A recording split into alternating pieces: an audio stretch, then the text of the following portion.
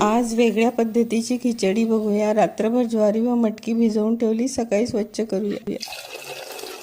भरपूर उकळल्यानंतर त्यात मुगाची डाळ घालूया। भिजवलेले बदाम, शेंगदाणे, काळे मनुके घालूया। उकळल्यानंतर झाकण लावल्यास पाणी ओतू जात नाही। तोपर्यंत आपण कांदा, टमाटा बारीक चिरून, कढीपत्ता, पुदिना, लसूण, आलं बारीक करून घेऊया। 7 ते 8 शिट्ट्या झाल्यानंतर त्यात एक उकडलेला बटाटा घालूया, त्यामुळे घट्टपणा येतो। तेल गरम झाल्यावर मोहरी, जिरं, तेजपान, खडा मसाला, कांदा, टमाटा पेस्ट केलेली घालूया। हिंग, हळद, 3 चमचे कोल्हापुरी तिखट, 3-4 अख्खे वेलदोडे दाणे घालून परतूया। पाणी अजिबात घालू नका। थोड्या वेळ झाकण ठेवूया। झाकण उघडल्यानंतर मस्त वास सुटलाय, शिजलं पण छान आहे। हे सगळं मिक्स करूया। 1 वाटी मक्याचे दाणे, 2 चमचे जवस पावडर, आवश्यकतेनुसार मीठ घालून नंतर 2 शिट्ट्या करूया।